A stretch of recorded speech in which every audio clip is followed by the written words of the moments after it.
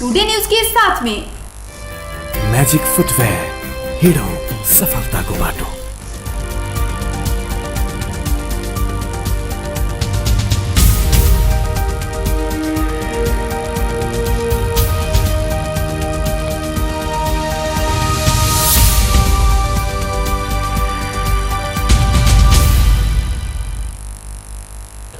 नमस्कार, today prime समाचार में अपने के स्वागत है। हम प्रमोद शाह समाचार शुरू करी। महोत्तरी के पिपरा गाउँपालिका में गाउँपालिका अध्यक्ष सामूहिक विवाह कराने संबंधी प्रशंसा। पिपरा स्थित रामनारायण जनता मावि के परिसर में गाउँपालिका अध्यक्ष कन्यादान योजना अंतर्गत सामूहिक विवाह कराओ गए।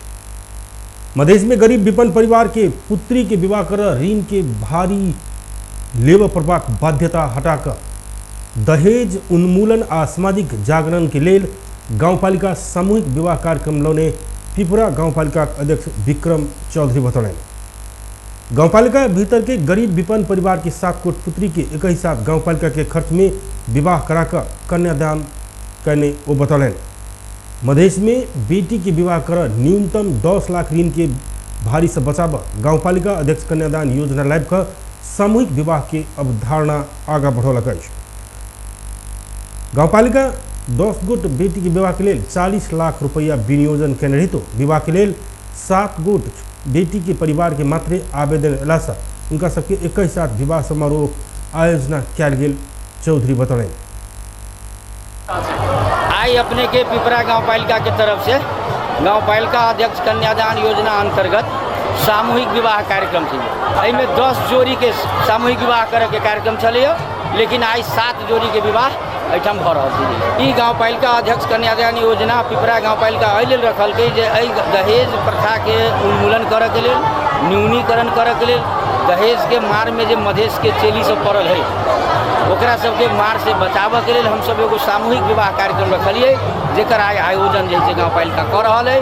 आ ई कार्यक्रम एहन कार्यक्रम है जो ऐसे समाज में दहेज के प्रति किछो कनिको जरूरे वितृष्णा पैदा होते या मन में ये बात होते जे नहीं हमरा सबके बिना दहेज के विवाह करक चाहिए। दोसर बात की रही गाउँपालिका के अति विपन्न परिवार, कमजोर गरीब मजदूर परिवार के बेटी जो है ओकरा अर्थ अभाव से शादी में समस्या हो चली है।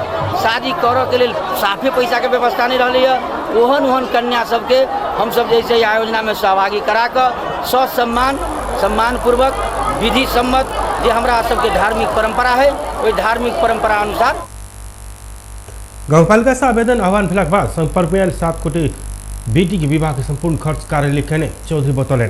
सामूहिक विवाह में पिपरा 1 के 20 वर्षक कविता कुमारी महरा के जलेश्वर के अनिल महरा संग, पिपरा 4 के 20 वर्षक रंजू कुमारी राम संग, भारत मधुबनी कुंदन मरिया के लक्ष्मण महरा संग विवाह भेल।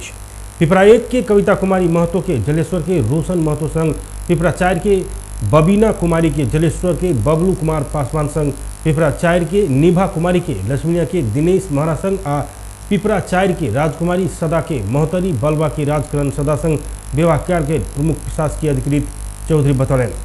विवाह में सामाजिक परंपरा अनुसार कैल जाए वाला विधि व्यवहार अनुसार विवाह कक विवाहित जोड़ी के गाउँपालिका दुल्हा दुल्ही के 3-3 आना के सोना के औंठी, दुल्ही के 2 आना के मंगलसूत्र, विवाह में दुल्हा लगवे वाला गंजी, कट्टू, तौलिया, गमछा, धोती, कुर्ता, सूट, जूता, मोजा आ दुल्ही के लिए साड़ी, साया, लहंगा सेट आ अन्य मेकअप के सामग्री सहित नया जीवन शुरू करे वाला दंपति के गाउँपालिका नया फर्नीचर सेट, स्टील दराज, बॉक्स भाड़ा सहित 55 प्रकार के सामान उपहार गाउँपालिका देलक।